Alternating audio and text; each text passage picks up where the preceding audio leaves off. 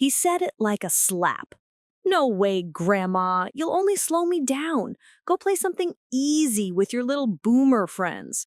Then he turned his headset back on and, still in my living room, told a bunch of strangers that I didn't know anything about real games. He was 17, flushed with the kind of confidence only a boy with a fast computer and a fragile ego can have. I was 66, coffee in hand, and I smiled. I didn't argue. I just watched the screen, the map, the flashing icons, the scrolling chat, and I decided, quietly and immediately, that I was going to take that boy's favorite world and turn it upside down. If you're ready for this journey, make sure you hit that subscribe button and give this a like so you don't miss the updates. And let me know in the comments what city you're watching from. It's always lovely to see where everyone is. I should back up a step. I'm the sort of woman who keeps a small notebook in her purse and the big truths of life scribbled in the margins. I write down pie crust ratios, birthdays, and the names of every neighbor's dog because I hate asking twice. I've been playing bridge for 50 years and winning more often than my partners give me credit for. Contracts, cues, conventions. People call bridge a dying game until I sit them down and invite them to count the cards with me. I'm not the loud one at the table, just the one who doesn't miss when a queen fails to drop. My grandson, Jamie, used to be a sweet boy who made me macaroni art and slept on my couch after Thanksgiving turkey. I have the glitter in my rug to prove it. Somewhere between the growth spurts and the Wi-Fi upgrades, that sweet boy turned into a teenager with an energy drink habit and a voice that drops half an octave whenever he says, "bruh." He lives with my daughter, his mother, just 20 minutes away, but his weekends are often at my house because my backyard has a better grill and my neighborhood has better sidewalks. He calls my house the AFK zone, which he tells me means away from keyboard. He thinks he's funny. Sometimes he is. For months, every time he visited, he brought his big, black, blinking computer tower, a spaceship with a handle, and set up on my old oak dining table.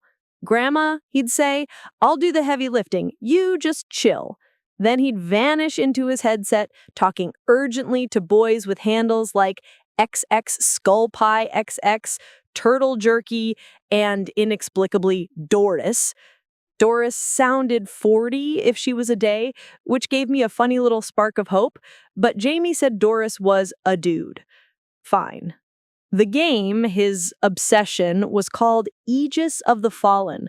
From what I gathered, it was a grand, endlessly scrolling fantasy world where players fought monsters, raided dungeons, gathered resources, betrayed each other, made up, and traded digital swords that had resale values rivaling kitchen appliances.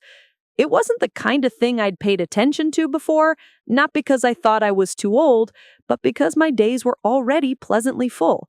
Bridge on Tuesdays and Fridays, Tai Chi on Thursdays, church on Sundays, and a little real estate admin work for a family friend because retirement, in my opinion, is a word best applied to linens. But that afternoon, after the boomer friends comment and a dismissive wave of his hand as if I were a houseplant, I let the conversation continue a little longer than it should have.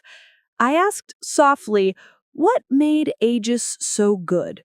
Jamie snorted. He told me it was high skill, no training wheels, and you'd just die repeatedly, Grandma.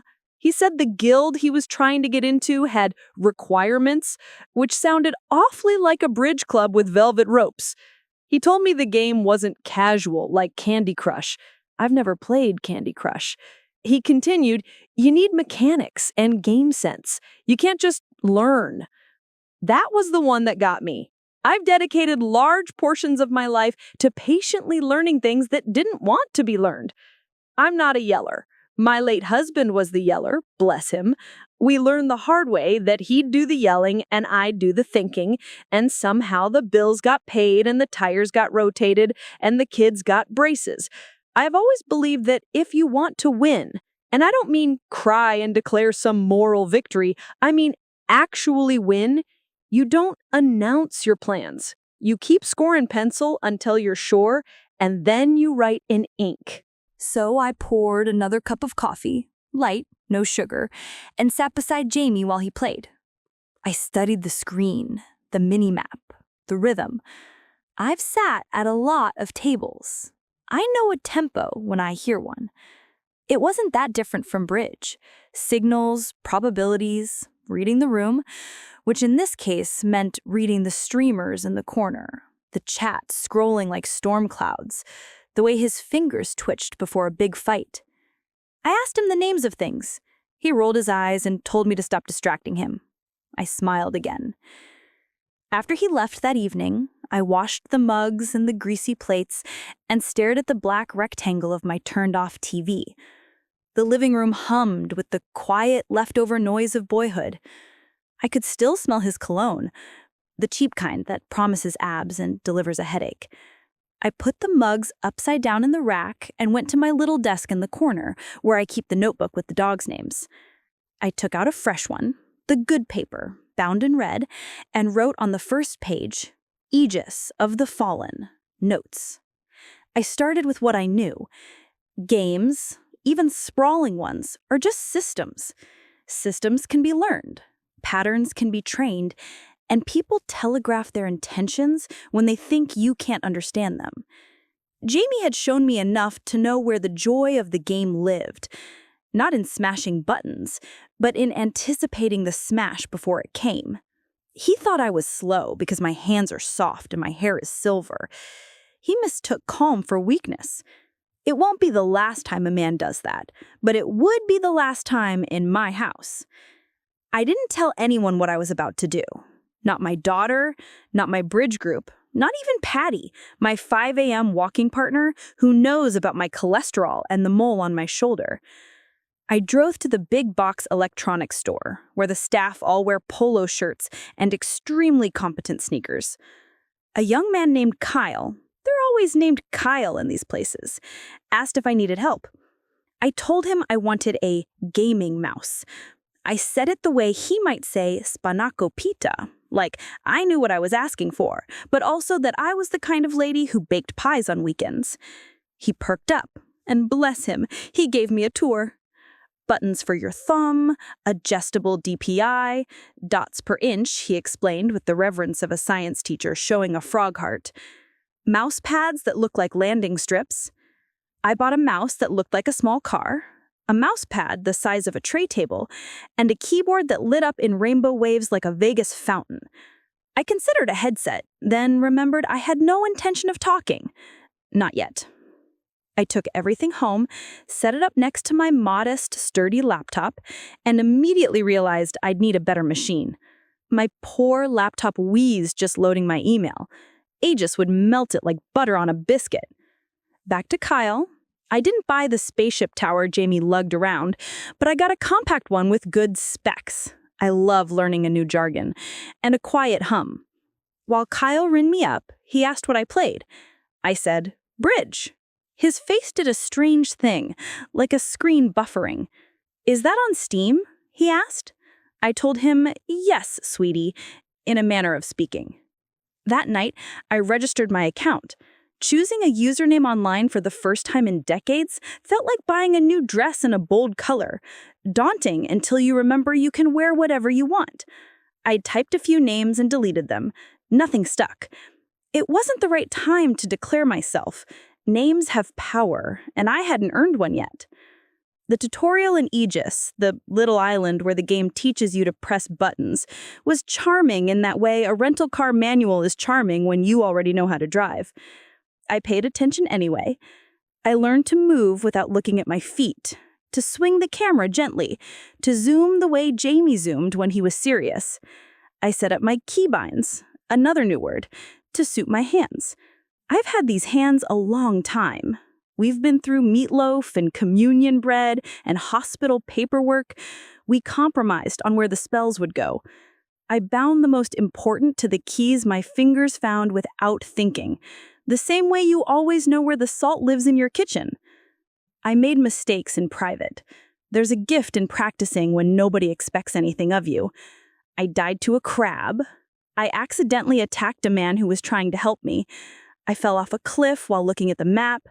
And every time I died, I took a breath, pressed respawn, and wrote in the red notebook, "Don't sprint near cliffs.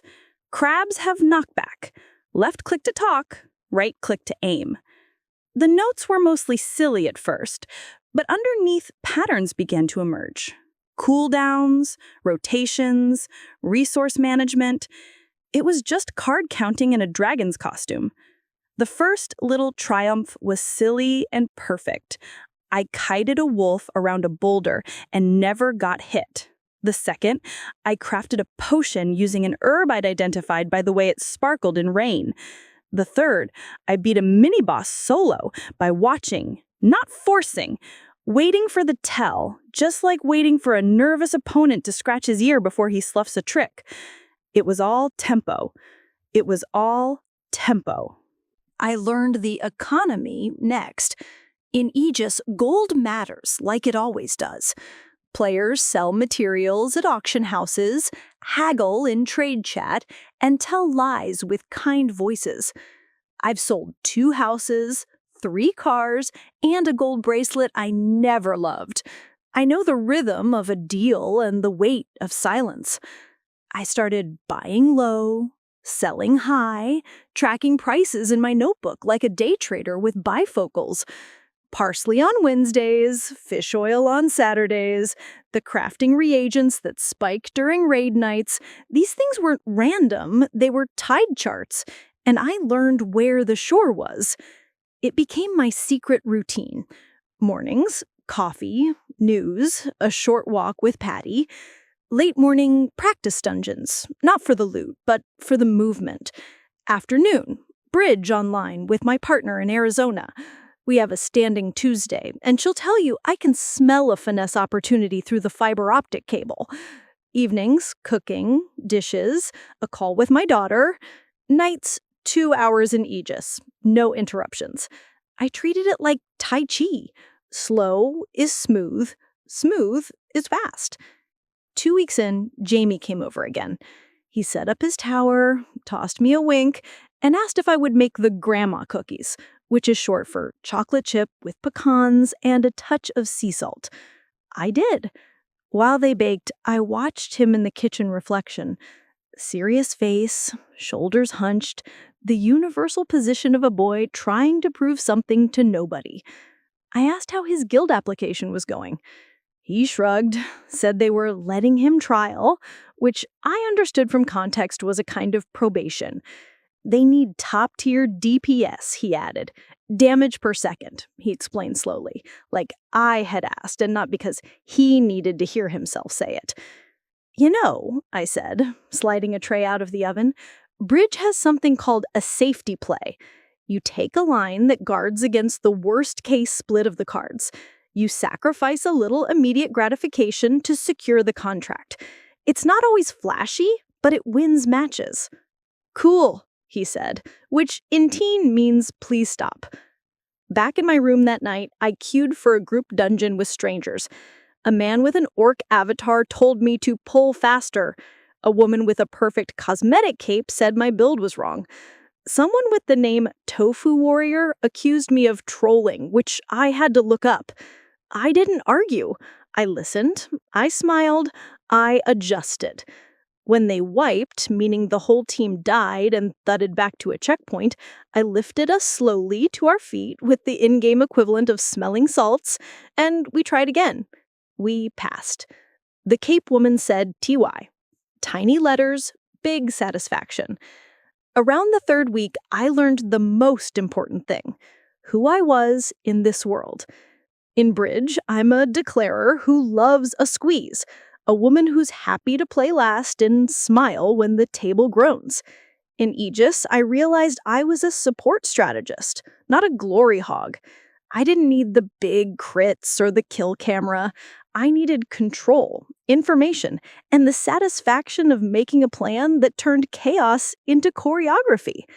I found a class, an in-game role, that set traps, directed enemy movement, and forced predictable outcomes. People underestimate the one who lays the groundwork. That's the one who owns the floor. I also learned about streaming. Jamie watched a guy on a site that lets you broadcast your game to the world and pretend your living room is a studio. The streamers talked while they played, booming voices, confident, often wrong. I made an anonymous account and watched the best ones. I didn't copy them. Copying gets you their mistakes along with their strengths, but I learned why they made their choices. I filled pages with observations. He holds his cooldown for the second phase. Patience. She tracks 3 enemies at a time with her eyes. He checks his inventory like a pilot checks a cockpit. They all had rituals. I built my own. One evening, Jamie was stuck on a particular boss. He was wiping over and over. His friends bickered. He accused Doris of being distracted. She said she had a cat in her lap. Someone else said something unprintable about someone else's mother. I was in the kitchen, pretending to read a magazine and actually studying the rhythm of the fight reflected in the microwave door. After the 5th wipe, when Jamie took off his headset to swear and rub his eyes, I said, "He always slams his right foot before he charges. Don't stand still after that. You're pre-positioning wrong." He blinked. The edge of him softened for just a second. "What?" "Right foot," I said gently. "It's a tell." He put his headset back on, told his friends he was trying something crazy, and to nobody's surprise but his own, they cleared the fight on the next pull. He didn't thank me out loud. He didn't have to. He made me a plate of cookies later and said the edges were crisp, just how you like them. Teenagers apologize in pastries. And just when he thought he had me backed into a corner, he forgot who he was dealing with. Stick with me, because you'll want to see how this plays out. About a month into my secret lessons, I had a system even my bridge partners would envy. I practiced hand positioning with a rubber ball to keep my fingers nimble. I put a small sticky note on the corner of my monitor that said, "Eyes up," because the moment you stare at your bars instead of the room, you lose. I built a set of drills to warm up. Dodge left, right, left on a metronome. Flick the camera to cardinal points. Map the arena mentally like I was laying out a Thanksgiving table. If this sounds fussy, understand, fussy wins. I was learning a new language and conjugating the verbs before I opened my mouth. And the economy. Oh, the economy. If you want to control a world, find out what it eats. Aegis ran on buff food and potions. I researched recipes the way my mother researched church cookbooks. I bought low volumes of underpriced ingredients, never enough to spook the market, and listed them during peak hours. My red notebook became not just a ledger, but a weather report. Thursdays at 8 p.m., prices spike. Mondays at noon, dump day. I supplied what raid leaders needed before they knew they'd run out. My characters' pockets swelled. Gold is time, time is options. At Bridge, I started to notice patterns in how my partners bid after a rough day, and it fed the part of me that was learning how gamers tilt after a loss. People are people, even with swords and dragons. A player who's late to the instance will be overly aggressive to prove they belong. A player who apologizes too much will miss the obvious play because they're busy being sorry. I learned to soothe with quick, competent decisions. I wrote a macro, just a small automated message that said, "Reset, we've got this," and I bound it to a key I could tap without thinking. You'd be shocked how often leadership is just the willingness to sound calm first. One Saturday, Jamie invited 2 of his friends over. They arrived with pizza and the kind of cologne that comes free with a 2-pack of erasures. They set up a second spaceship tower and commandeered my Wi-Fi. I have excellent Wi-Fi. Don't ask me how it works. I pay a man every spring to make it excellent. I made a big salad and put out bowls of chips, and then I sat in my chair and knitted while they howled at their screens. You learn a lot about boys when they think you're furniture. They oscillate between feigned bravado and real fear. At one point, Jamie's friend said, "Dude, if we could convince the top trapper on Emberfall to join us, we'd be unstoppable." Emberfall, I learned, was one of the game servers. Top trapper. My ears pricked. Noted. That night, I visited Emberfall for the first time.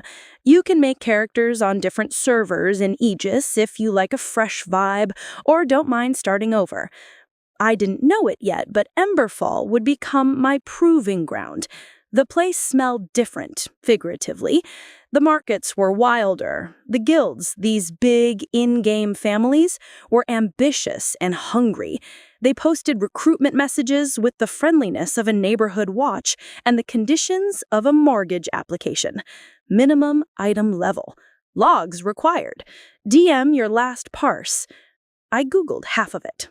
I learned all of it. I listened to a podcast. Yes, a podcast, where a very serious man in a very serious voice explained how to analyze your own in-game performance using something called combat logs. It was like reviewing a bridge hand after the rubber, only extra spicy. I installed the tools. I recorded my fights in private. I watched them back and, pencil in hand, circled every moment I panicked or hesitated. At my age, you learn that panic is a younger woman's sport. I set mine down like a coat and left it by the door. There were failures. There must be. I joined a guild that sounded welcoming and turned out to be a frat house with a loot ledger. I left after a day. I trusted a man named Dad Gamer with a trade, and he scammed me for a small sum, cheap tuition. I spent an hour trapped in a quest line that bugged out and required me to jump in a circle like a deranged cheerleader. I laughed, alone, and made tea.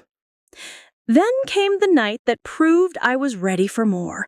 A team was assembling for a high-difficulty dungeon that required coordination most pickup groups don't possess.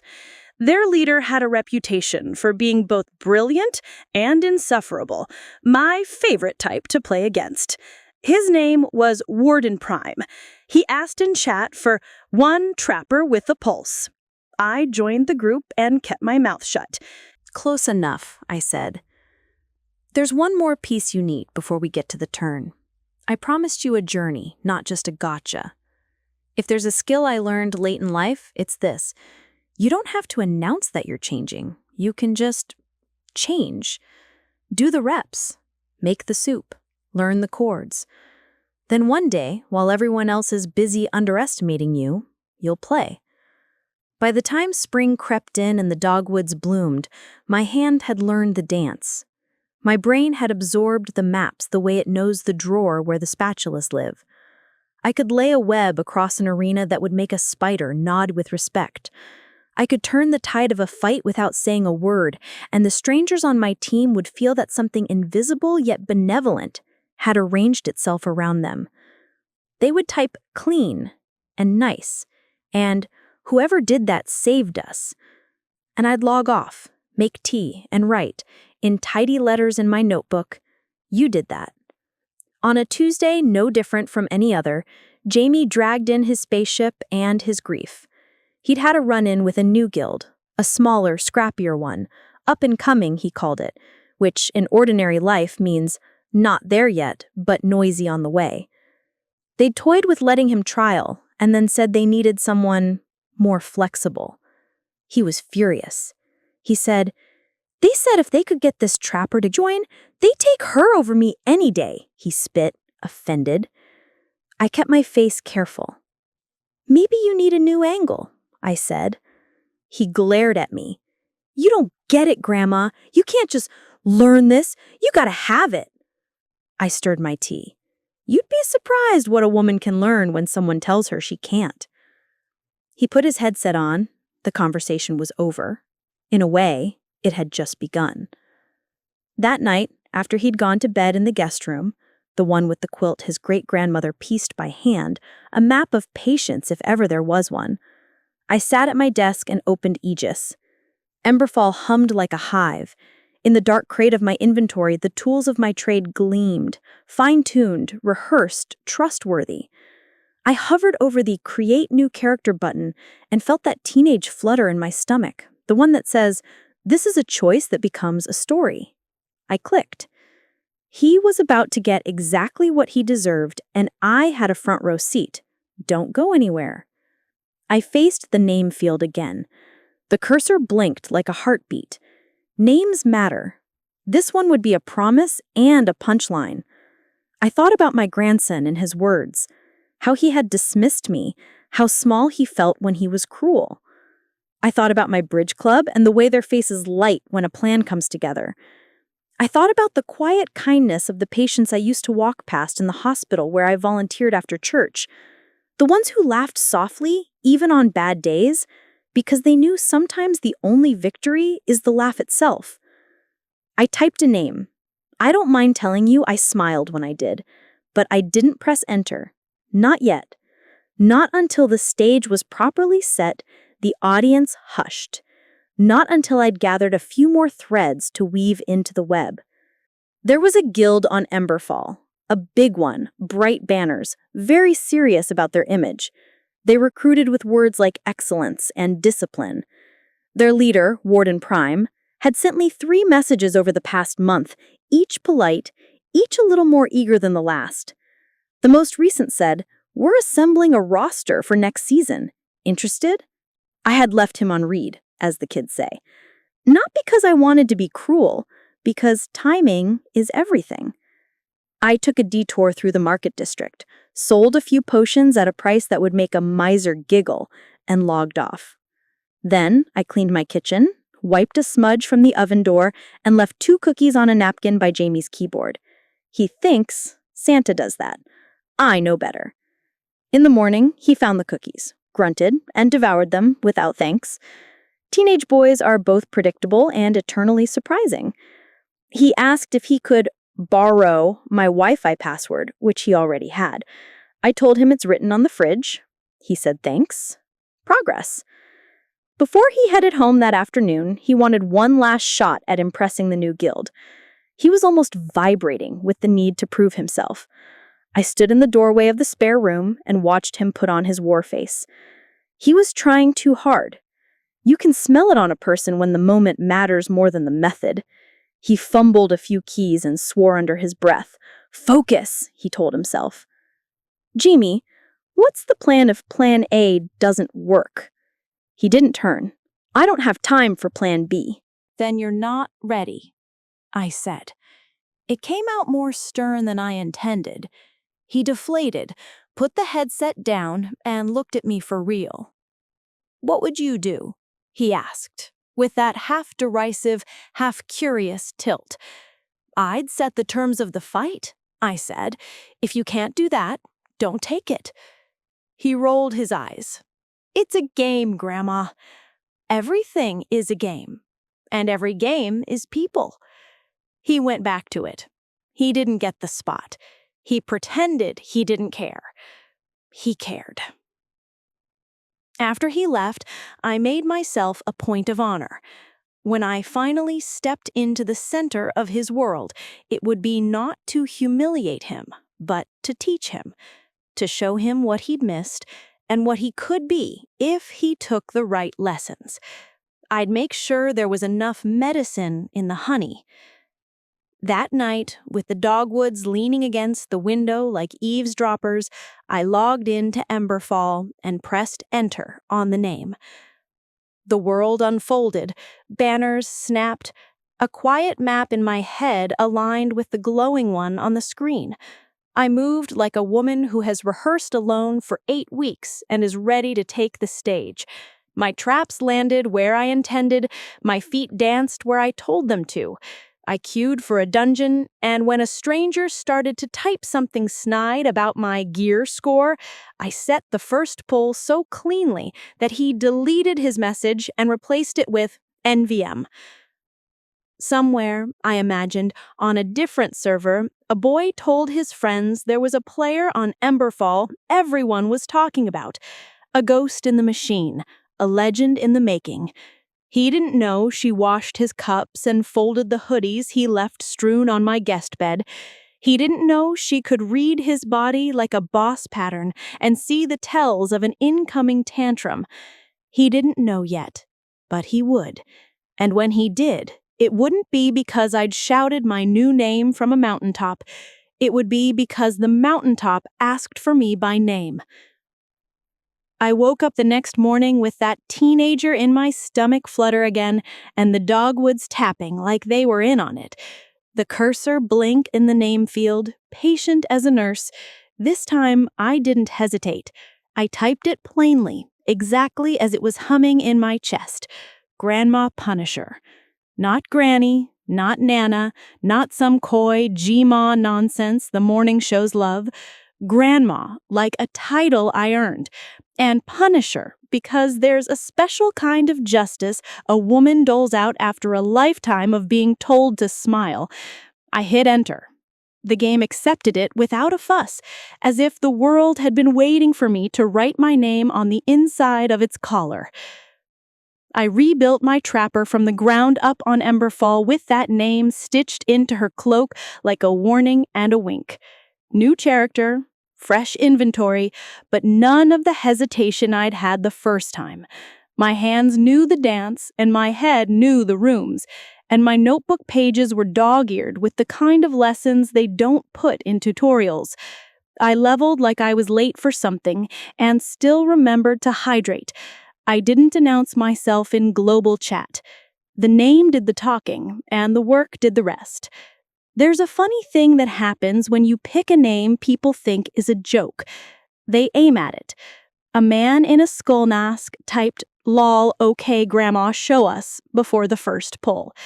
I laid the web, turned the enemy pack 90 degrees with a little flourish I'd been practicing, and nobody's health bar moved an inch. The skull mask deleted his lol and replaced it with clean. Another group did the thing men do when they're embarrassed, smother the moment with helpfulness. One asked, "Do you want us to explain the third boss?" I typed, "Please." He wrote 7 sentences. I read them politely, and then executed the third boss like I'd written the pamphlet they got those sentences from. Afterward, he typed, "Wait, are you, like, a real grandma?" I replied, "I bake. And I remember birthdays, and I can smell a bluff from 3 counties over." He sent a friend request. I ignored it. There's power in a closed door. The climb was not dramatic. It was methodical. The public leaderboards updated every week, and I rose like a good soufflé. Steady heat, no peaking. First, top 100 trappers on Emberfall. Then top 20. Then top 10. When I broke top 5, I put my hands flat on the desk and just sat there, breathing. The name Grandma Punisher looked ridiculous and perfect, nestled among the boys named after knives and wolves. I drank my tea too slowly, and it got cool, and I didn't even mind. Warden Prime noticed. He always did. I had ignored his last 3 messages, because patience is not passivity, it's preparation. This time, he didn't send a polite paragraph. He sent a single line. "We want you in for season trials. Name your conditions." I walked 3 laps around my living room, past the photos of my kids with their gap-toothed smiles, past the shelf with my bridge trophies. We call them boards, but a plastic plaque still sparkles. Past the quilt in the guest room with the puckered corner where my mother's stitches tightened when she was thinking too hard. Then I sat back down and wrote my conditions like a woman filling out a menu for a very particular dinner. 3 conditions, I typed. 1, I don't talk on comms unless strategy requires it. You'll get exactly the words you need, nothing extra. 2, I place traps my way. No micromanaging mid-fight. We review after. 3, I run 2 nights a week, no more. Tuesdays and Fridays are bridge. There was a pause I could feel through the fiber optic. "Accepted," he wrote. "Trial tonight?" "Tomorrow. I'm making chili." He sent an emoji I couldn't decipher, some kind of stone face with a bead of sweat. I closed the chat and went to the kitchen, chopped onions and smiled as they stung my eyes. I wasn't nervous. I was calibrating. The trial night came with the kind of energy men bring to moving a couch, a mix of bravado and silent prayer. Their roster was a who's who of Emberfall's most ambitious. A tank named Atlas, who typed like a foreman, a healer called Mint Julep, who yesed everyone to death until the fight started and then became an ice sculpture, and a half-dozen damage dealers in various states of caffeination. They loaded into voice chat, a waterfall of accents and confidence. I kept mine muted, as promised. We cleared the warm-up bosses without drama. The chatter was quick and clean, like a good surgical team. Then we reached the fight that had apparently been their wall. Warden Prime outlined their plan. Phase 1, standard. Phase 2, we bait the cleave to north. He hesitated. Phase 3 is where it falls apart. Ads overwhelm, traps get sloppy, people panic. Grandma, your web is the floor. Make the floor. I could kiss him for that. People who understand floors built my life. Public school teachers, nurses, the Black women who showed me you can host an entire neighborhood with nothing but cornbread and gumption. I tabbed my first trap to a key that felt like the left edge of a bridge hand, reliable, and laid the first square. The fight began. I won't pretend I remember every detail, because in flow states, the edges blur and you become more metronome than narrator. But I remember the silences. The moment the first wave of ads arrived and there was a heartbeat, where everyone held their breath waiting to see where chaos would bloom. It didn't. The ads hit my lines and slowed like polite shoppers noticing a sale. The cleave was baited north and found nothing to love.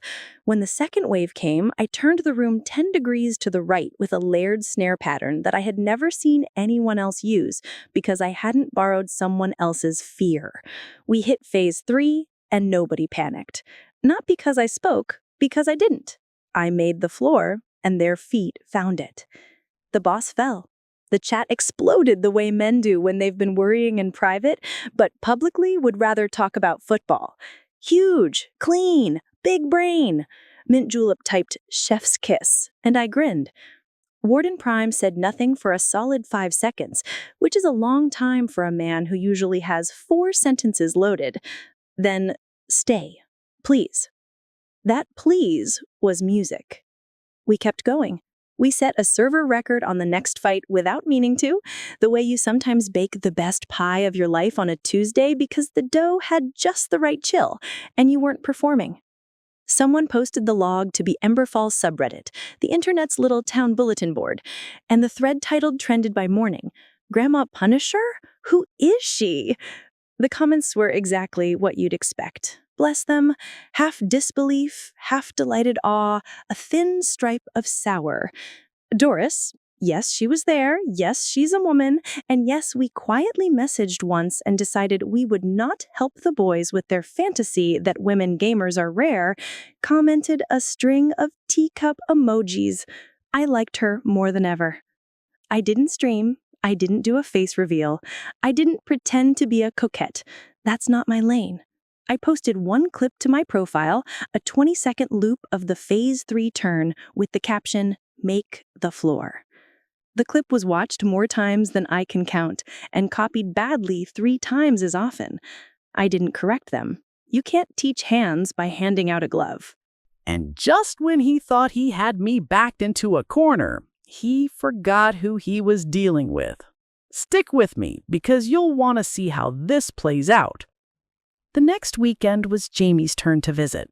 He showed up sulking with a bag of chips and a case of those fizzy seltzers that taste like a berry whispered into a cup from the next room. He set up the spaceship tower and tried to keep his voice casual. "There's this trapper on Emberfall," he said, sticking the landing on nonchalance about as well as a goat in roller skates. "Everyone's obsessed. It's probably a dude trolling, or a sweaty esports guy pretending to be funny." I said, sorting laundry like it was very interesting. "What's her name?" His eyes flicked to me. "Their name," he cleared his throat. "It's, kinda cringe. Grandma Punisher." I coughed into the dish towel. That is something. He kept watching me. That teenage radar can sniff out a secret the way dogs smell rain. You okay? He asked. Just thinking about bridge, I said. We've got a tournament next month. I'm practicing keeping my mouth shut.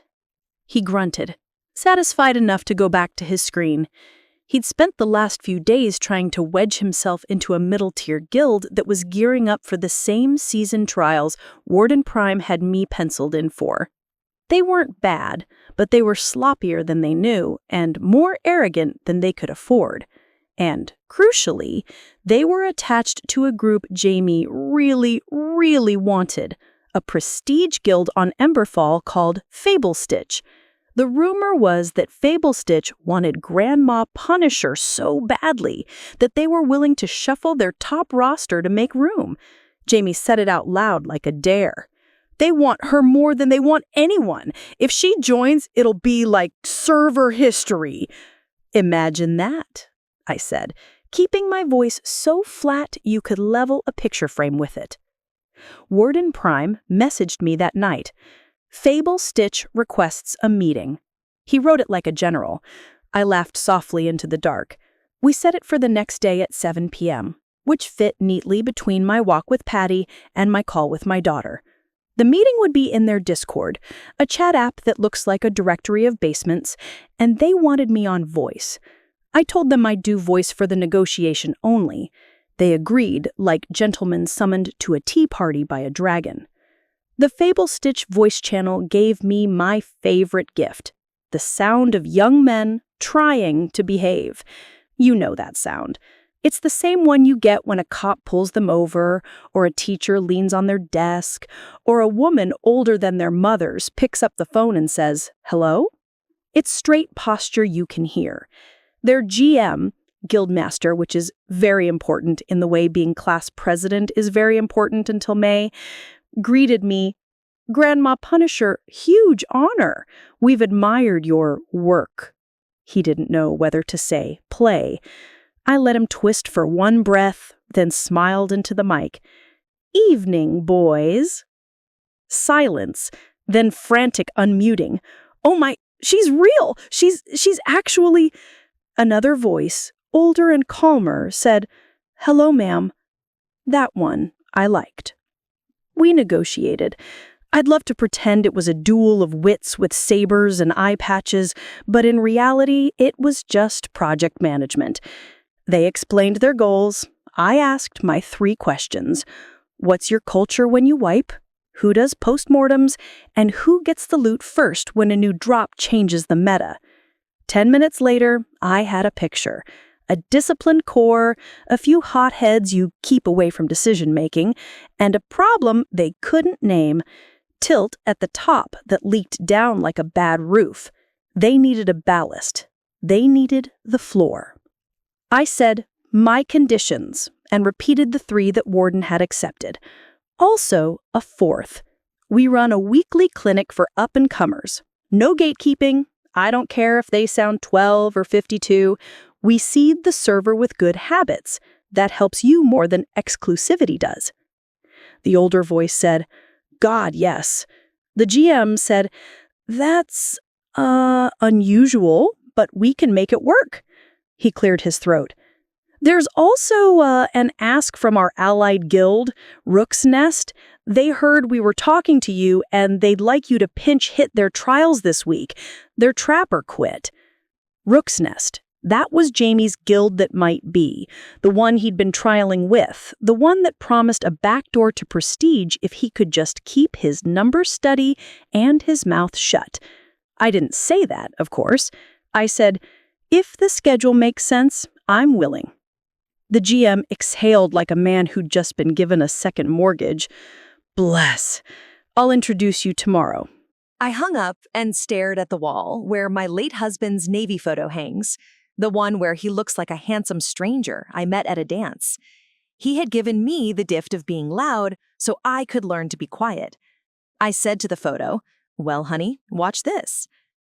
The next evening, Rook's Nest assembled in voice and text to welcome their guest trapper. I donned the handle they knew, Grandma Punisher, and unmuted. Evening, I said. Let's keep it simple. I'll place the floor. Tanks, call your reposition. Healers, you are the metronome. DPS, if you chase numbers and not mechanics, I will quietly let you die and then review logs afterward, and you will be embarrassed in a way that makes you better. We clear, we debrief, we go to bed like decent people. Ready? A chorus of yes ma'am and pog, this means excitement, don't ask me why, filled my ears. One voice cracked through my headphones like a stone skipping 3 times and sinking. Jamie's. He had changed his handle since last week. Teenagers think reinvention is as easy as a haircut, but a grandmother knows the cadence of her own grandson's breath. My heart did not pound. It smiled. I didn't say a word. We pulled. I laid the floor. They stepped where I asked without being asked. It was like wrestling a river into a canal. No less wild, but now useful. 2 bosses down, then 3. In the break between fights, someone asked where I was from. I said, the Midwest, with excellent pie. Someone else asked my age. I said, old enough to know when to log off. Laughter, warm and relieved. The kind that says, we like you because you make us better. We reached their wall. A boss named Harrow, the real one, the one that makes grown men eat cereal at 1 a.m. over their keyboards. We wiped once because someone fat-fingered a cooldown and panicked and ran the wrong way. I did not name him on comms. I typed in raid chat, reset, we've got this. I tapped my macro like I was tatting a child's shoulder, then I altered the plan by 1 degree. We would bait Harrow's right foot slam, yes, they all have tells, into a trap offset 2 paces from where he'd expect us to be. It was a small mathematic pleasure, like finding a finessable queen on side. We pulled again. Harrow rose. Right foot, slam. Trap. The room turned with us. He died. The channel popped champagne. In the noise, I heard the one sound I'd been waiting for. My grandson's inhale. Sharp, then held. He typed, Grandma Punisher, you are insane. Please join full-time. We will give you anything. The GM of Rook's Nest added, we beg you. We'll put your name in the hall. Time slowed. The world held its breath the way it does in a bridge hand when you've counted to 12 and need just one more trick if the ace sits where it should. I unmuted and said in my calmest church voice, Hi, Jamie. The channel went silent so fast I thought my internet had cut out. He said nothing. Nobody did. Finally, Grandma, he whispered, horror and hope dueling in the syllables. Sweetheart, I said gently, you play very fast. It's handsome, but it's wasteful. We're going to fix that. A clatter, headset hitting desk. Another voice, no way. Another, that's kind of legendary. Warden Prime, listening in silently, because of course he was, typed a single period in chat, like he was tapping the mic. Jamie came back on. His voice was brittle porcelain. You can't be. You're trolling. I'm set up in the dining room. Come look. He didn't. He couldn't. Pride makes your feet heavy. Instead, he hissed, This is humiliating. No, I said, my voice low, because a lot of truth fits there. This is instructive. You told me I couldn't learn. I did. You told me I'd slow you down. I just sped you up. Now you have 2 choices, sulk or learn. I love you either way, but only one of those gets you where you say you want to go. He didn't answer. He logged out. The channel stayed quiet. Mint Julep sniffled like she might be laughing into her sleeve. The DM cleared his throat. Grandma, would still like you, to join? Of course, I said cheerfully again. Rook's Nest, you run a good room when you stop apologizing.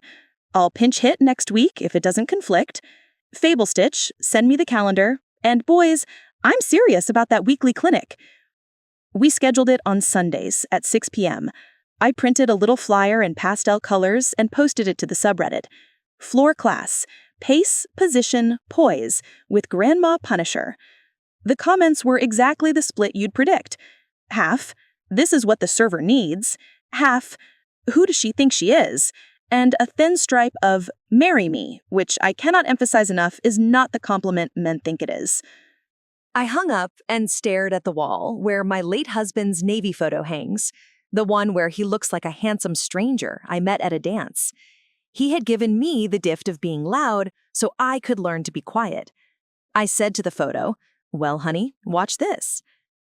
The next evening, Rook's Nest assembled in voice and text to welcome their guest trapper. I donned the handle they knew, Grandma Punisher, and unmuted. "Evening," I said. "Let's keep it simple. I'll place the floor. Tanks, call your reposition. Healers, you are the metronome. DPS, if you chase numbers and not mechanics, I will quietly let you die and then review logs afterward, and you will be embarrassed in a way that makes you better. We clear, we debrief, we go to bed like decent people. Ready?"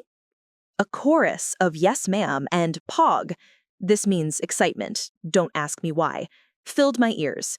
One voice cracked through my headphones like a stone skipping 3 times and sinking. Jamie's. He had changed his handle since last week. Teenagers think reinvention is as easy as a haircut, but a grandmother knows the cadence of her own grandson's breath. My heart did not pound. It smiled. I didn't say a word. We pulled. I laid the floor. They stepped where I asked without being asked. It was like wrestling a river into a canal. No less wild, but now useful. 2 bosses down, then 3. In the break between fights, someone asked where I was from. I said, "The Midwest, with excellent pie." Someone else asked my age. I said, "Old enough to know when to log off."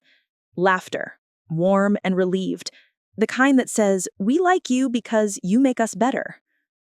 We reached their wall. A boss named Harrow, the real one, the one that makes grown men eat cereal at 1 a.m. over their keyboards. We wiped once because someone fat-fingered a cooldown and panicked and ran the wrong way. I did not name him on comms. I typed in raid chat, "Reset, we've got this." I tapped my macro like I was tatting a child's shoulder, then I altered the plan by 1 degree. We would bait Harrow's right foot slam, yes, they all have tells, into a trap offset 2 paces from where he'd expect us to be. It was a small mathematic pleasure, like finding a finessable queen on side. We pulled again. Harrow rose. Right foot, slam. Trap. The room turned with us. He died. The channel popped champagne. In the noise, I heard the one sound I'd been waiting for. My grandson's inhale. Sharp, then held. He typed, "Grandma Punisher, you are insane. Please join full-time. We will give you anything." The GM of Rook's Nest added, "We beg you. We'll put your name in the hall. We'll..." Time slowed.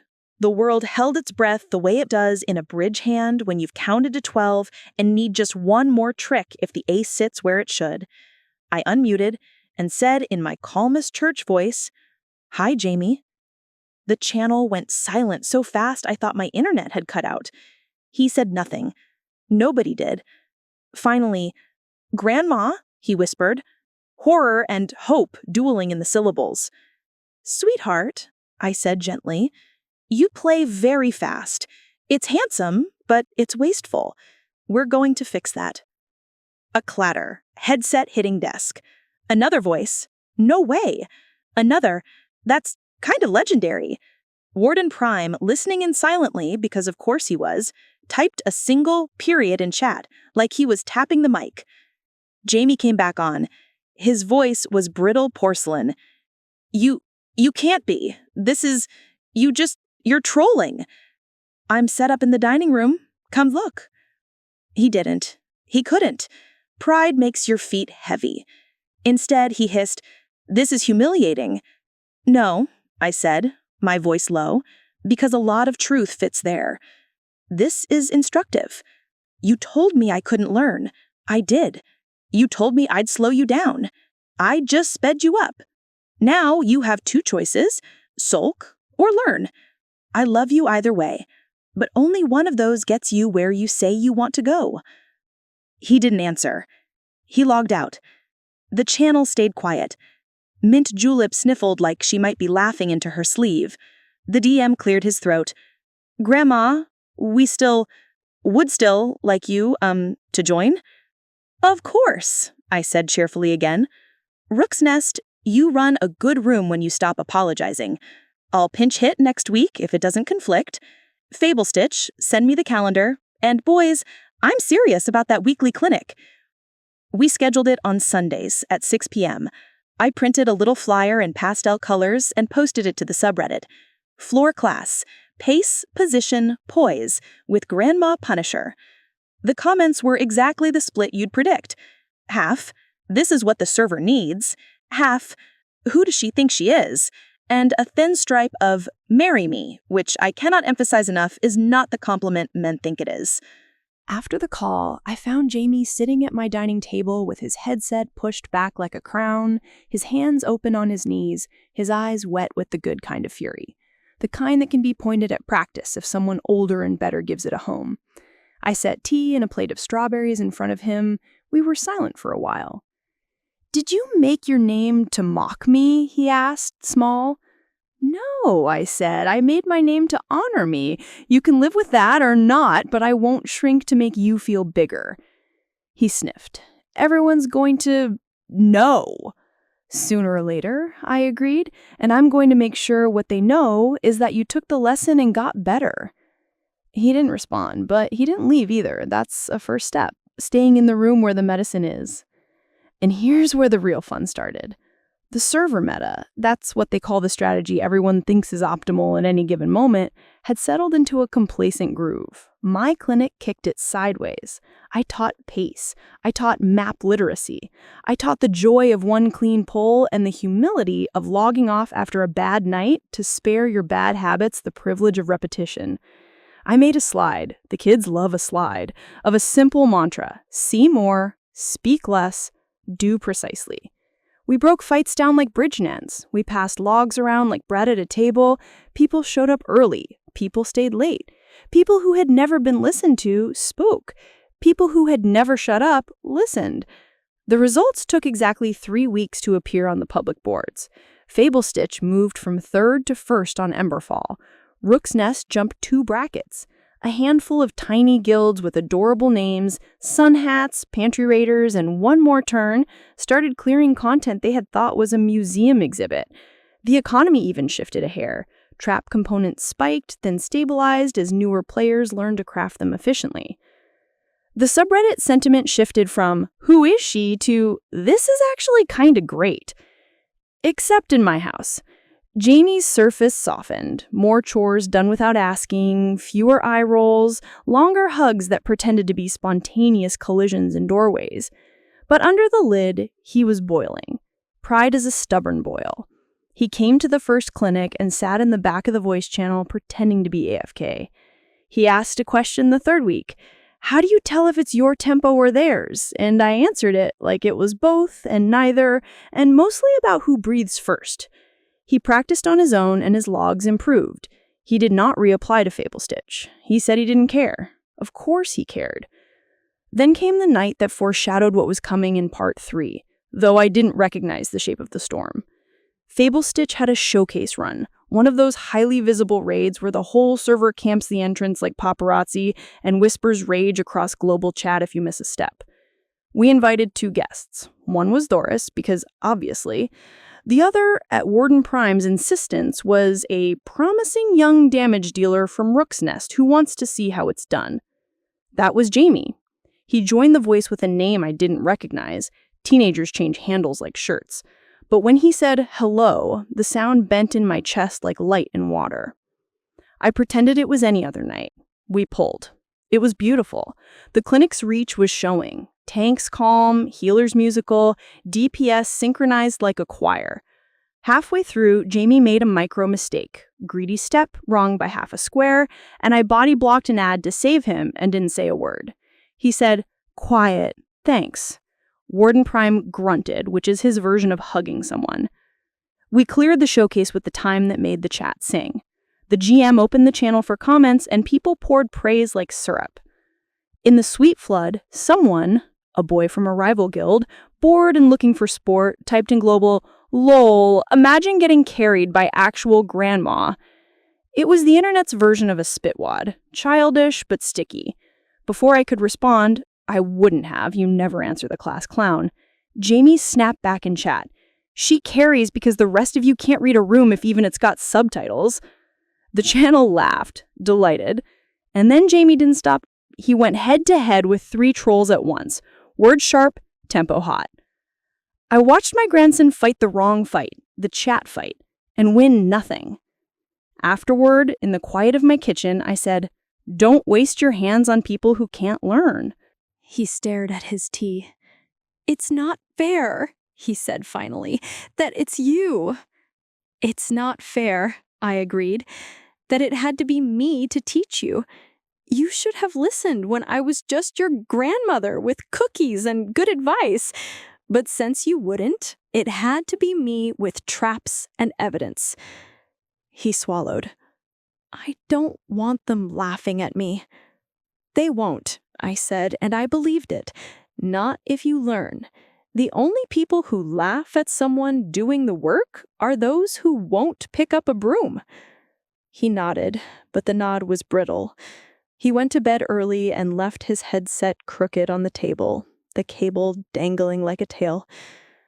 2 days later, a rumor hit the subreddit like a bad smell.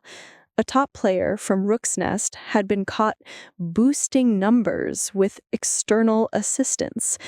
The comments sizzled. Someone posted a blurry clip. Someone else posted a clearer one. A pattern emerged that looked a little like cheating and a lot like panic. I closed the tab and put my forehead in my hands. I didn't know yet. I didn't know. I called my daughter, asked if Jamie was all right. She said he was moody. I said, "More than usual?" She said, "That's the problem." I told her I'd keep an eye.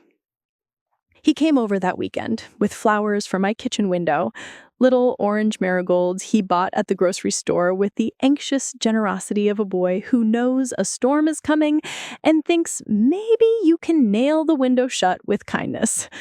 He set up the spaceship and tried not to look at me. I pretended to read a recipe and really watched the set of his shoulders, the jitter in his knee. At 7, he said, "I need to run something." His voice had the tightness of a lid screwed too hard. He launched the game. He joined a group. He put on his headset, pulled it down like armor. And this is where I'll pause the tape before we get to the wild part. He did something I didn't understand at first. He opened a second program.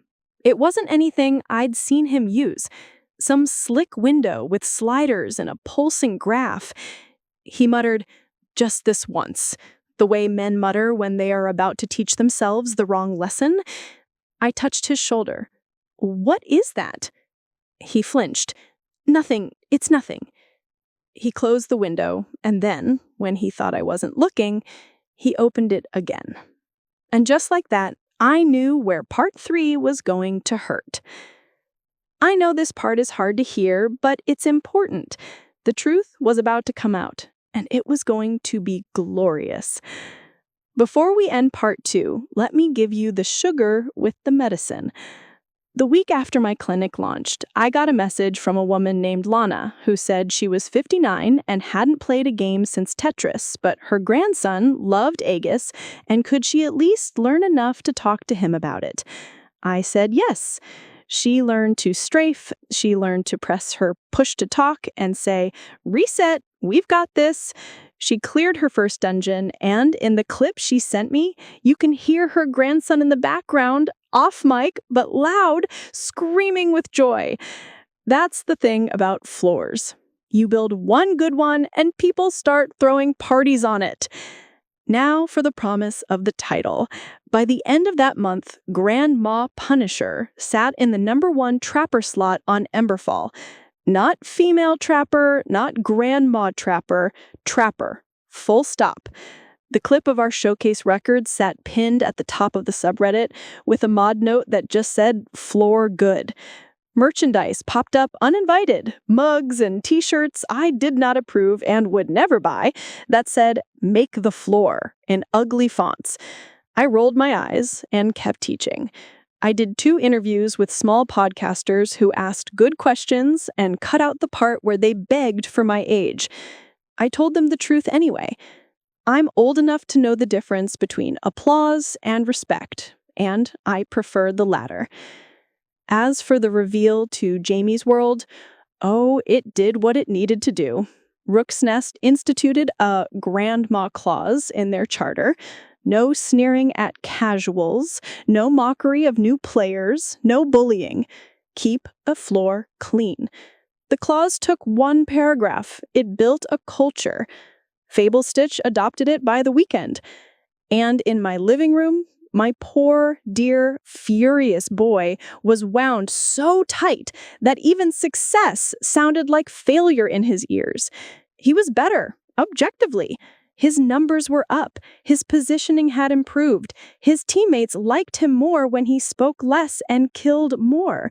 But pride eats protein right along with you. It grows when you feed it excellence as easily as when you feed it junk. He sulked at small slights. He bristled at gentle corrections. He slept badly and woke cranky, and played late and grinned rarely. Which is how we arrived at the night with the other program, those sliders and the pulsing graph and the whisper, just this once. It would be the last once for a while. He clicked. The screen shimmered in a way I've only ever seen on the water when a motor runs too close to the shore. The game moved differently around him. Not smoother, exactly, but more insistent, artificial. He gripped his mouse too tight, and the cursor jittered, and he cursed, and the little program sat there on the second monitor like an accomplice tapping its foot. We'll talk about that next.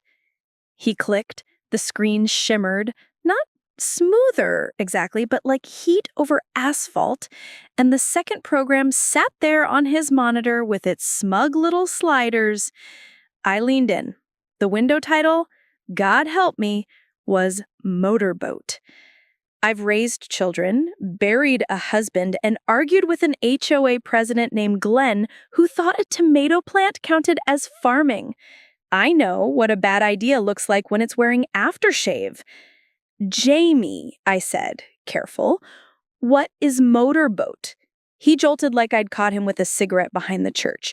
It's nothing. It's just, it helps with inputs. His voice went high on the lie. Helps how? His mouth worked. Stabilizes frames. Everybody look, it's normal. Reader, it was not normal. On the next pull, his numbers jumped like a frog on a griddle.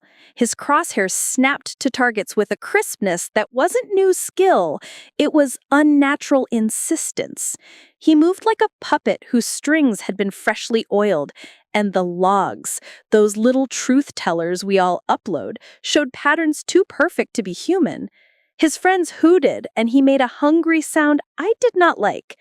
The slippery thing about shortcuts is that they don't feel like cheating the first time. They feel like relief. The run ended. He muted, exhaled, and went for his phone with shaking hands like a man who needs one more sugar packet to survive the day. I put my hand on the mouse and closed Motorboat. He stared at me, shocked, and for a second, I saw my sweet boy at 5, caught with a crayon in a wall. No, I said gently, this is not the floor. He ripped the headset off. You don't get it. They replaced me. I'm losing spots to you. It's just for one night. I need people to see me. Let them see you, I said, not a machine wearing you like a Halloween costume. He caved in on himself. Everyone uses something, he muttered. They just don't get caught. And does being unseen make it right? Don't! He stood, viral with fury, pacing a tight loop on my rug. Don't do the mom thing. Don't do the grandma punisher thing. You humiliated me. You became a meme, and the punchline is me. The punchline, I said evenly, is anyone who thinks the only path to mattering is a lie. I touched his forearm. Baby, you're not the first boy to think a trick will fix a bruise on his pride. But look at me. Compromise here, and your hands won't know how to find true anymore." He pulled away. His eyes were wet with the frustration that sits between shame and rage. "You did this to me." "No," I said quietly. "I did this for me. What you do next is for you." He left Motorboat closed that night, but the wanting stayed humming in the room like an old refrigerator. He slept badly. I could hear the turnings of a boy making a bargain with a shadow. In the morning, he was the kind of polite that hurts. Chores done fast, thanks for toast, an extra hug that landed like a pre-apology. He went home to my daughter's house, and I went to my Sunday clinic, and I taught 28 strangers to breathe with their thumbs and watch the corners of a room with the soft focus of a parent at a playground. Then I made a new slide. Tools versus cheats, the smell test, with 3 bullet points. If it hides, it lies. If it automates, it steals. If it would embarrass you on a projector in front of your grandma, close it. The kids went wild for that last line. I didn't say whose projector or which grandma I had in mind. 2 days later, the rumor went from smell to smoke. The subreddit lit up with talk of Motorboat, a gray area assist tool that had started showing up in logs like fingerprints on glass. "Everyone uses it," said a chorus of accounts, strangely new. "Nobody uses it," said the old hands and the guild leaders with knots in their brows. A video surfaced, a side-by-side of 2 damage dealers, one clean, one motorboated. The motorboated one did not breathe. He buzzed. I DM'd Warden Prime. "It's in our house?" He replied, "Maybe. I'm already auditing. I hate this." "I'll teach the clinic a detection trick," I wrote. "We name no names. We teach a smell." And if the smell is close to home, then we open the windows. The next night, Rook's Nest pinged me to pinch hit. Their trapper was sick. The same way teenagers are sick when there's an algebra test. I joined voice. Jamie was there, silent. The GM sounded like a man trying to keep water out of a boat with a colander. "Let's keep comms tight," he said. "No chatter. If you have to cough, cough like a mouse." We pulled. Numbers went wild. Not good wild. Cartoon wild. Someone was motorboating. As the floor maker, I see more than I say. The grid shakes when something false rides it. It was not my job to call names on an open mic. It was my job to stabilize and then teach. We cleared, barely, and the tone and voice was the same frightened cheer people use at a Thanksgiving where nobody mentions the divorce papers on the sideboard. I pinged the GM privately. We audit as a group after. We teach. We spill no blood. He replied, "Bless you." We reconvened in a private log-reading channel. I shared my screen and walked them through the postmortem like a bridge player showing a hand. Here's the tempo before the spike. Here's the spike. Here's why humans don't do that 4 times in a row without losing half a second to breath. I showed them how to read the tiny, boring parts of combat that no cheat advertises. Rotation rhythm, mouse micro-corrections, decision jitter. I expected denial. I got quiet. Then Jamie unmuted. "It was me," he said. No drama, no preamble. His voice was raw. "I used Motorboat twice. I closed it after the first clear because it felt gross. I opened it again on the last boss. That one's on me." I watched the GM's cursor blink in chat like a heartbeat. One of the healers said, "Thank you for telling us." Someone else said, "Dude, why?" Silence peeled the room down to bone. "Because I felt small," he said, "and I thought big could be purchased. It can't. It rents your dignity." We sat with that. Then I said, "Okay, here's what we do. We put him on a 2-week bench. We remove his logs for public comparison. No public shaming. We ask him to attend clinic and teach what he just learned about the smell of false. Then we vote if he returns. Anyone else who used it, this is your amnesty window. Say it now, get the same deal. If you don't say it and we catch you, it's the door. No appeal. 3 more voices, sheepish. Me too. I tried it once.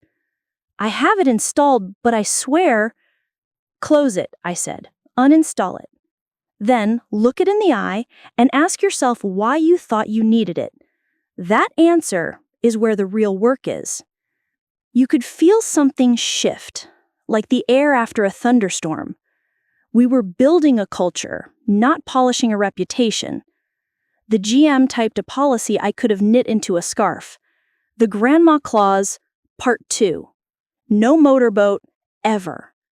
The name stuck because, of course it did.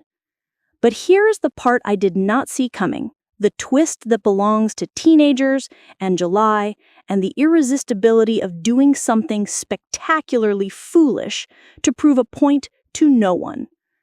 My daughter called me 3 nights later, voice tight. "Mom, I need help. Come over." I grabbed my keys. "What happened?" "It's Jamie. He's trying to optimize his PC. Don't be mad." I arrived to a sound I had only ever heard at a marina. The whine of a small engine. I followed it down the hall to Jamie's room and stopped dead in the doorway. He had, and I swear I am not exaggerating, strapped a motorboat, a little trolling motor, the kind you'd hang off the back of a John boat, to the side of his computer desk with bungee cords and duct tape. A plastic tub of water sat on a towel beneath it, the propeller submerged, whirring, splashing like an obsessed koi. The motor shaft leaned precariously beside the tower. A box fan faced the whole contraption like a dog with its head out a car window. "I'm water cooling," he announced over the scream whir, high on the adrenaline of a bad idea. DIY. The forum said... I held up my hand. "Turn it off." He did, shame flushing his cheeks. The room exhaled. Water stilled. The silence rang. My daughter leaned in the doorway with the face she wore when he broke her favorite snow globe and tried to glue the glitter back in with hair gel. "Look," he said, miserably. "It's not... I know it's dumb, but I needed to do something big.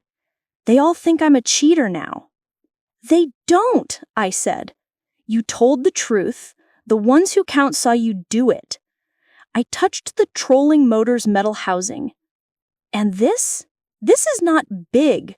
This is loud." He laughed, one sharp bark against his will. "It's a motorboat, Grandma, on my computer. That's pretty big." "It's ridiculous," I corrected. And then, because humor is a crowbar for stuck doors, "and if you're going to put a boat in your bedroom, at least pick one we can sit in and go somewhere." We dismantled the contraption together, untied the bungees, unplugged the posh fan, carried the sloshing tub to the bathroom. I made him mop the carpet where it had splashed. My daughter brought in lemonade like we were working a barn raising. At the end, the tower sat plain and undignified on the desk, a little dusty, perfectly adequate for every holy thing it had to do. "Why, baby?" my daughter asked finally, and not the kind of why that demands a defense, the kind that invites a real answer. He sank onto the bed. "Because when Grandma got good, I felt unnecessary." He kept his eyes on the floor. "And if I'm not the best at this, what am I? I'm not smart at school like Ben. I'm not tall like Zach. I'm a guy who's good at this. If I'm not, then what do I have?" "You have us," my daughter said immediately. I added, "You have time." He made a wounded noise. "Time doesn't make you special." "No," I said, "time makes you better. And better is how you become the kind of special that lasts longer than a leaderboard." He chewed his lip. I hate that you're right. You'll love it when it pays rent, I said. We made a deal, right there on the creaky carpet. He would attend every clinic for a month and sit in the front row like he was learning to drive the family car. He would uninstall Motorboat and send me a screenshot every Sunday of his installed programs list like a man turning out his pockets before dessert. He would put his tower in the living room for a while so that gaming happened in the open air of family life and not the cave where bad ideas breed. And this was mine, he would join me for 3 mornings a week at Tai Chi, out on the shady side of the park where the retirees move like birds floating on a current. I'll look stupid, he said. Correct, I answered. You'll survive. He did more than survive. The first Tai Chi class annoyed him. The second bored him. The third, something clicked. A muscle in his jaw unclenched and his breaths deepened like a boy remembering he has a diaphragm. He started standing differently at the keyboard. Feet flat, shoulders easy, fingers ready, but not white-knuckled. He was less fast. He was more right. Online, the Motorboat scandal made another lap. Some guilds tried to PR it away, others named it and moved on. FableStitch posted the simplest policy on the server. If you use it, you're gone. If you confess, we help you rebuild. Our clinic attendance doubled. I invited a guest, a developer from a small studio, who talked about the math of game design and the difference between challenge and garbage. The kids asked real questions. We started to look less like a raid prep and more like a community college on the world's strangest topic, how not to be a jerk with a sword. And Jamie, he watered the marigolds on my kitchen sill without being asked. He texted me after runs. I missed a trap by a half step. Fix the habit. Stayed calm when we wiped. Called reset. It worked. He still bristled when some old rival in global chat made a grandma joke. But now, he muted and did the dishes. We had a setback, as people do. He got needled by an old rival and snapped back petty and perfect. He logged off ashamed, chin tucked. I called him and told him the story of the worst hand I'd ever played in the regional. Miscounted a suit, went 3 down, wanted to crawl under the table. You know what I did after? I asked. Quit bridge, he mumbled. I stayed and played because the only way to pay back a debt to your better self is to do the reps. He sent me a screenshot later of his uninstalled programs list with Motorboat circled and a little tombstone emoji. Good boy. And just when he thought he had me backed into a corner, he forgot who he was dealing with. Stick with me because you'll want to see how this plays out. The month mark arrived. I convened a private meeting with FableStitch leadership and Rook's Nest GM, and because I am fair even when it doesn't gratify my one messy impulse, I invited Jamie. He joined voice in a clean room. No trolling motors, no secret programs, just a boy, a mic, and a hope. I'm asking for his retrial, I said. He did the bench. He did the clinic.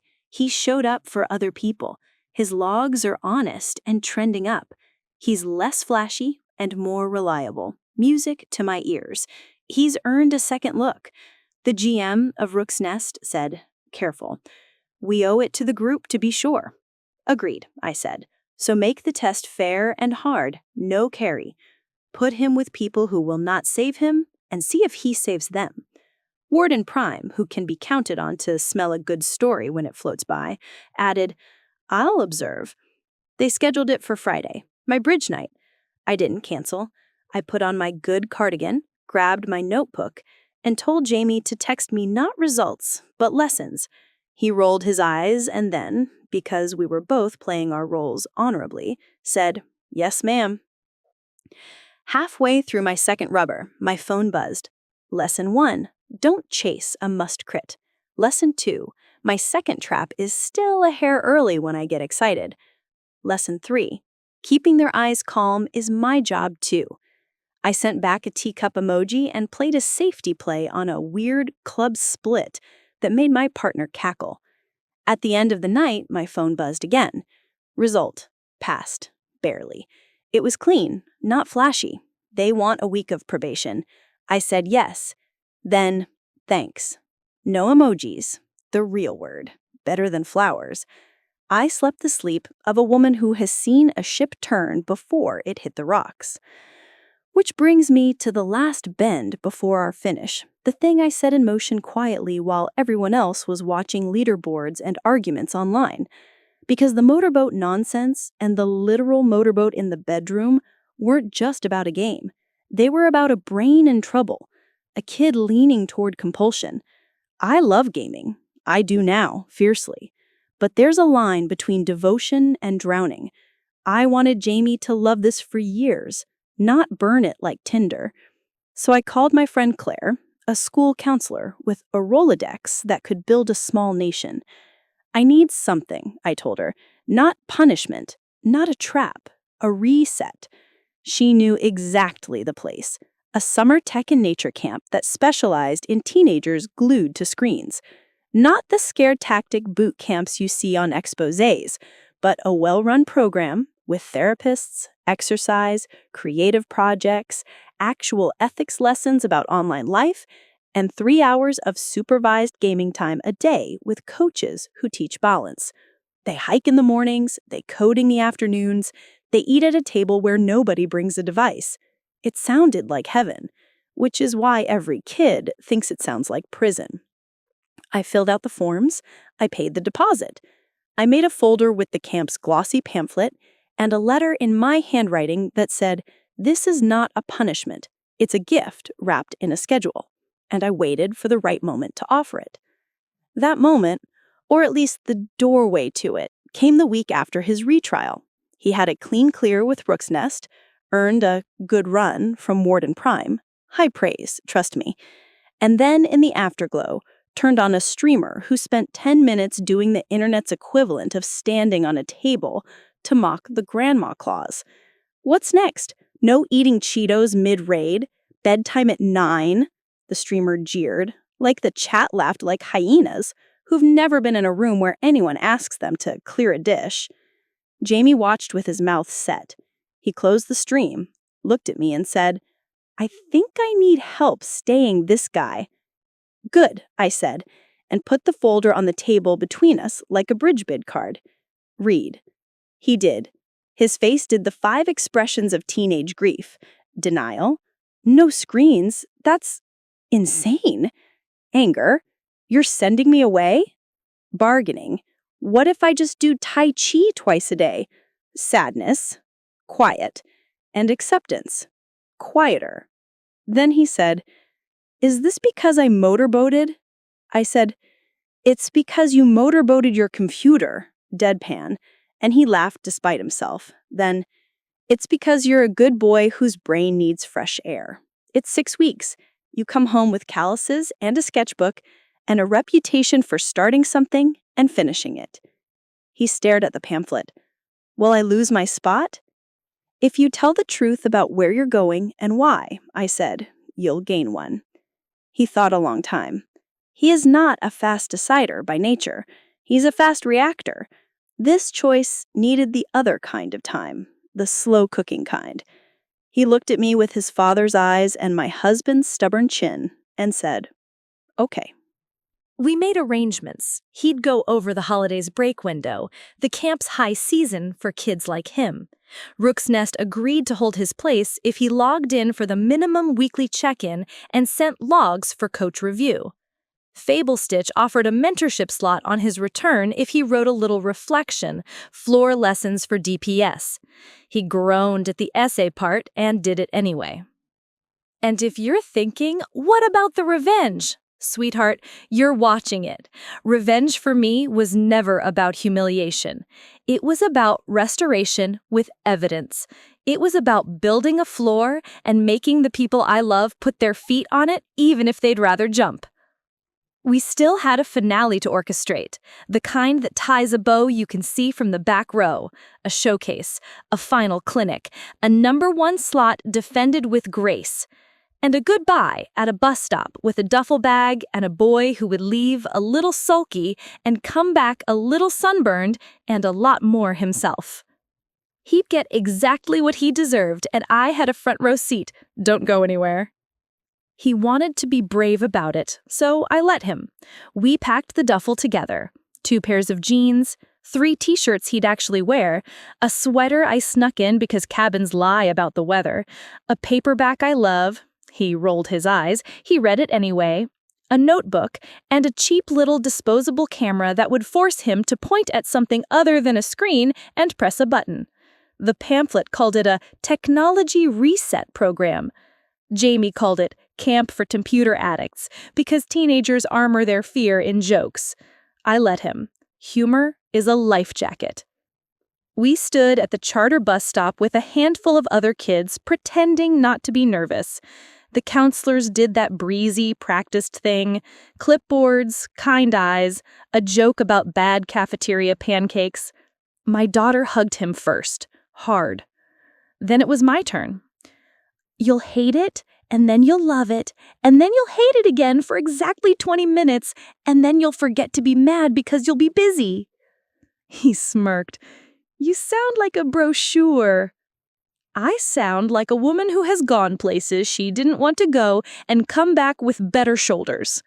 I pressed an envelope in his hand. You open this if you feel like running home, not before. He slid it into his pocket like contraband. Yes, ma'am. He climbed onto the bus. He took a window seat. He looked younger through glass. He waved without looking at us, the way boys do when they're brave at the cost of style. And then the bus heaved and grumbled and took my grandson away from the motorboats, both virtual and extremely literal. My daughter cried. I didn't. I put my arm around her and said, now we do our parts. We stay busy. We let the floor hold. He texted that night from the camp's common room. They allow 1 hour. Counselor named Pete made us do planks. Thought I died. There are trees everywhere. They fed us stew. The bed creaks. Good night. I replied, proud of you. Sleep like a dragon on treasure. He sent back a single emoji of a sleepy face, which is teenager for, I am soft but must not admit it. I opened the envelope I'd given him, because of course I keep a copy of every important letter, and reread it at my kitchen table. The house too quiet, in the good way.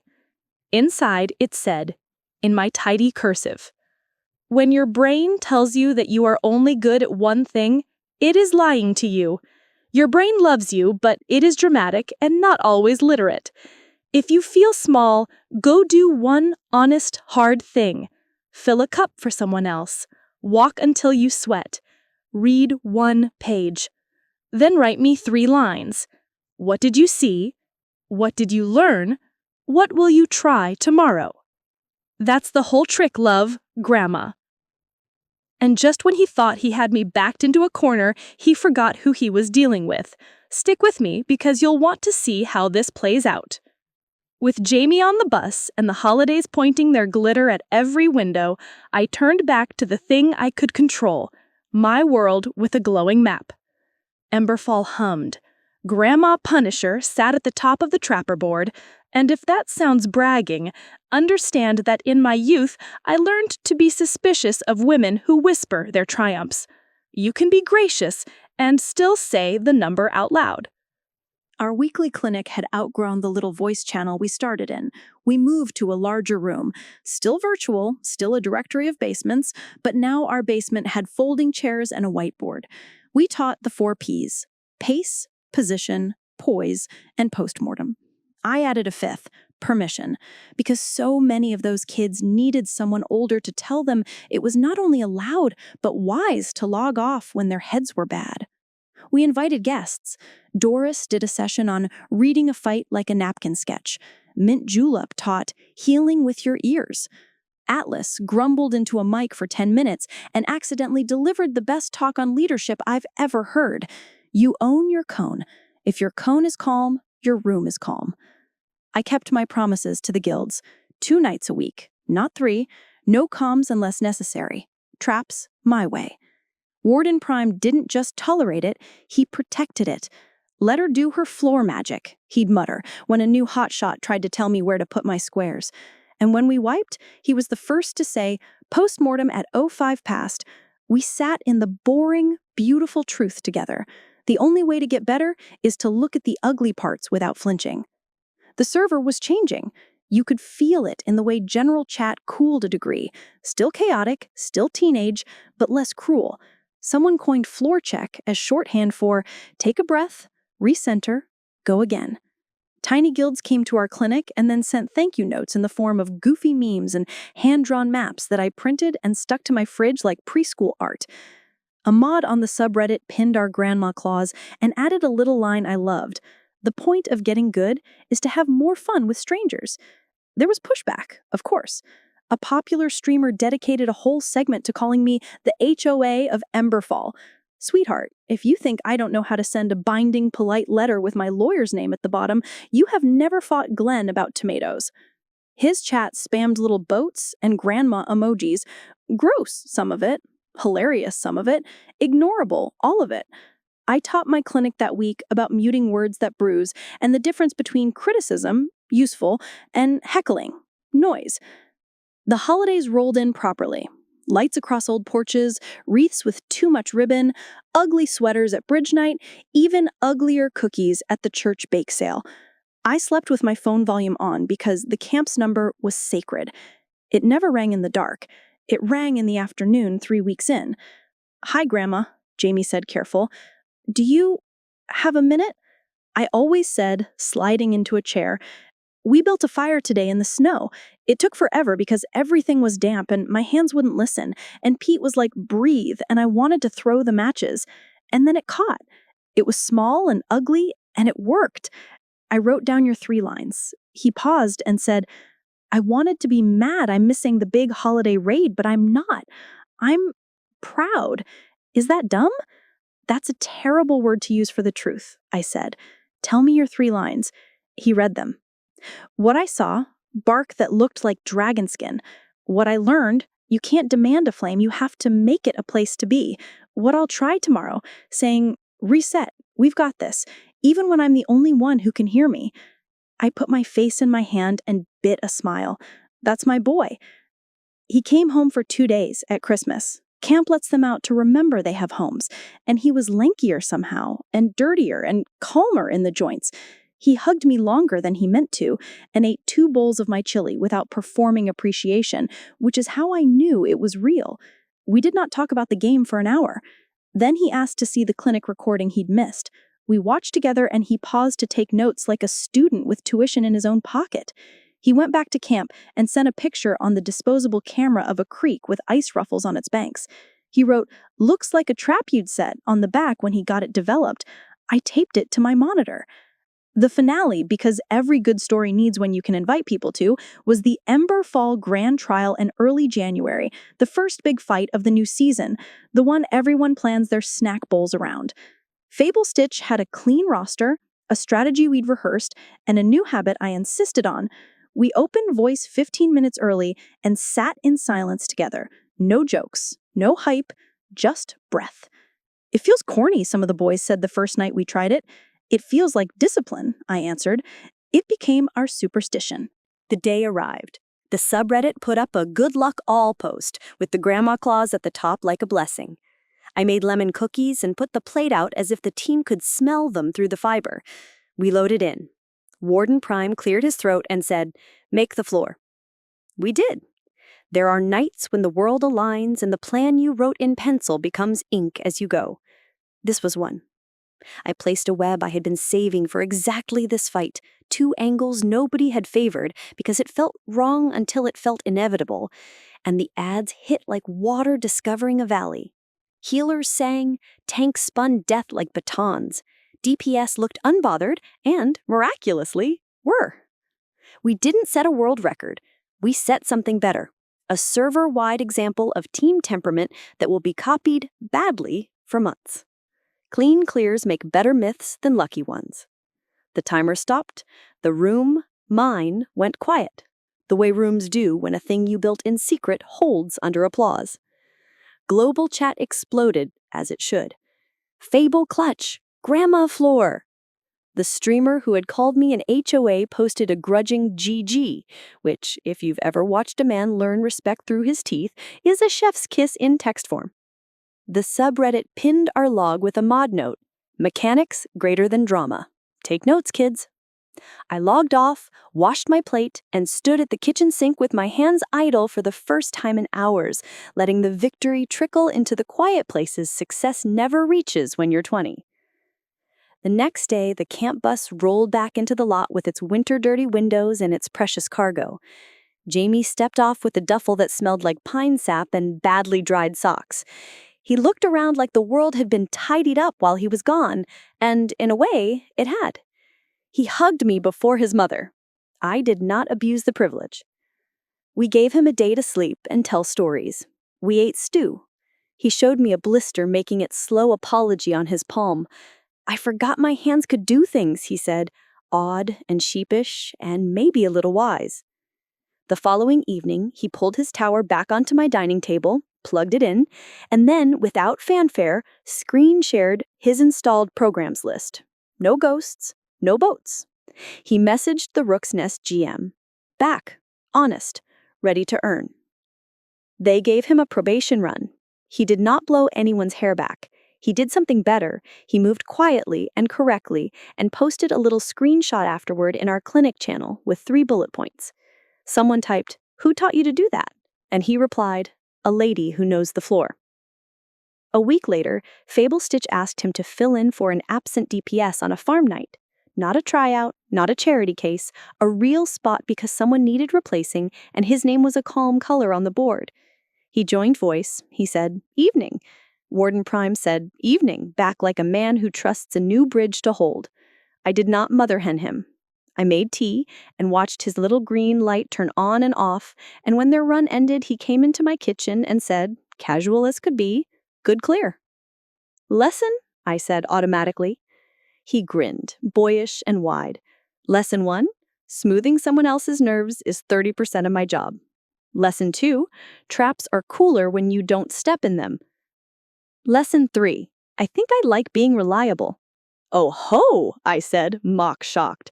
"A man with the rare kink for trustworthiness?" He laughed. We ate cookies. We pulled up the subreddit and read the drama like 2 old ladies reading the society pages.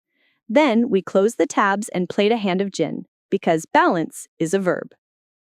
A week after that, Fable Stitch made my least favorite request, and I said yes anyway because life is for being inconvenient sometimes. Face reveal? They wanted to do a charity stream for a hospice fund and thought the hook of the actual grandma who cleaned up Emberfall would loosen wallets. I insisted on conditions. No age jokes that bite, no "surprise me, granny" stunts, no questions about my dead husband designed for cheap tears. They agreed. We raised more money in 2 hours than my church bake sale pulled in over 2 summers. I wore lipstick, the shade my mother used for Easter, and my hair behaved. During the stream, the boys behaved with the kind of weathered good manners I reserve for funerals and nursery schools. The chat was mostly lovely. The mods walled out the weirdos. We taught a small lesson. We showed clips. We took questions. And then Jamie asked if he could say something. He looked into the camera like a deer that had made friends with a porch light and said, "I told my grandma she didn't know anything about games. I was wrong. She knew everything she needed to know about people." He cleared his throat. I used something I shouldn't have used. I stopped. I went to camp because I needed to remember I have a body. I'm back, and if you need someone to tell you that you're more than your numbers, you are. I kept my face arranged. Later, in my bathroom, I cried in the neat way you cry when you're older and don't need the mess to prove the feeling. The last loose end arrived via registered mail, of all delicious things. Somebody started selling Grandma Punisher mugs and shirts without asking me. The font made my corneas frown. A year earlier, I would have sighed and moved on. This version of me called Claire's lawyer husband and sent a cease and desist on letterhead that could iron a shirt. The shop took the merch down, apologized, and offered to send me a percentage of past profits. I said donate it to the hospice fund and learn to kern. In my actual life, the non-pixel part, the changes were as satisfying as a perfect hand played quietly. Patty started coming to clinic to lurk because she wants to learn how to strafe before my cataracts make me a liability. My bridge partner in Arizona built a macro that says, "Reset, we've got this," and she uses it in the chat box before dicey contracts. At church, a teenager who had never said more than hello asked me, blushing, if I was the grandma. And when I said yes, he shook my hand like I'd landed a plane he was on. The HOA president, Glenn, stopped by to tell me my tomato plants were tastefully contained, and then grudgingly asked me to help write the new community guidelines. "Keep the floor clean," I said. He didn't get it. He will. You want the revenge moment, the one with the glitter and the moral. Here it is. A Saturday afternoon in February, Jamie and I queued for a mid-tier dungeon together on purpose. Not as a test, as a thing we do now. The group we landed in had a skull mask who typed, "Lol, Grandma, carry me." And before I could respond, Jamie typed, "She doesn't carry, she teaches, try to keep up." We pulled. It was clean. At the end, the skull mask said, "TY." The tiny letters still taste like chocolate. We logged off. We put on shoes. We walked to the park. The Tai Chi group welcomed my lanky boy like a stork among cranes. And Pete, yes, somehow the world is small enough that my counselor knew my instructor from a conference, gave us a nod. We moved. Breath, step, hands. The wind cut our ears and we held our postures anyway. Halfway through a form, Jamie whispered, "This feels like phase 3. I said, "It is. It always is." That night, when the house was quiet and the maple outside my window scraped the frame the way it does when it's thinking winter thoughts, I opened my red notebook to the first page, Aegis of the Fallen notes, and wrote a last entry in ink. Floor laid, boy standing. World improved by 2 degrees. I still play. Of course I do. Retirement is a word for linens. I'm busy. I still bake cookies and I still have opinions about tomatoes. I still run my 2 nights and do my clinic on Sundays and issue polite legal letters to men with ugly fonts. I am not a victim, and I am not a cautionary tale. I am a woman who got told, "You can't," and replied with traps and time and tea, "Watch me." If you're ready for this journey, make sure you hit that subscribe button and give this a like so you don't miss the updates.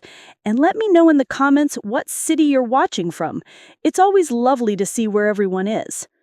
And because I mean it, what would you have done in my place? Your watch to the end. Be click here. You will hear another story from my grandma.